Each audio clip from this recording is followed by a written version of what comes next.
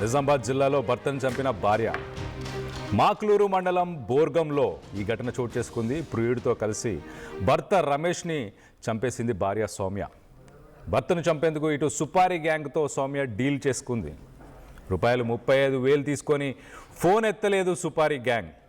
ప్రియుడు దిలీప్తో కలిసి భర్తను చంపేందుకు ప్లాన్ చేసింది. సుపారీ గ్యాంగ్ టైంకి హ్యాండ్ ఇవ్వడంతో రమేష్ నిద్రలోకి జారుకున్నాక టవల్ మెడకు చుట్టి చంపేసింది భార్య సౌమ్య. గుండెపోటుతో చనిపోయినట్టు నమ్మించే ప్రయత్నం కూడా చేసింది. ఇటు ప్రైవేట్ స్కూల్లో పనిచేస్తున్న సమయంలో సౌమ్యకి దిలీప్ అనే ఒక వ్యక్తితో పరిచయం అయింది. వివాహేతర సంబంధానికి భర్త అడ్డుగా ఉన్నాడని భావించిన సౌమ్య భర్త రమేష్ను చంపడానికి 4 నెలల నుంచి ప్లాన్ చేసినట్టు తెలుస్తుంది. ఇటు రమేష్ సోదరుడికి అనుమానం రావడంతో పోలీసులకు ఫిర్యాదు చేశాడు. దాని తర్వాత 6గురిని అరెస్ట్ చేసి రిమాండ్కి ప్రస్తుతానికి తరలించినట్టు తెలుస్తుంది.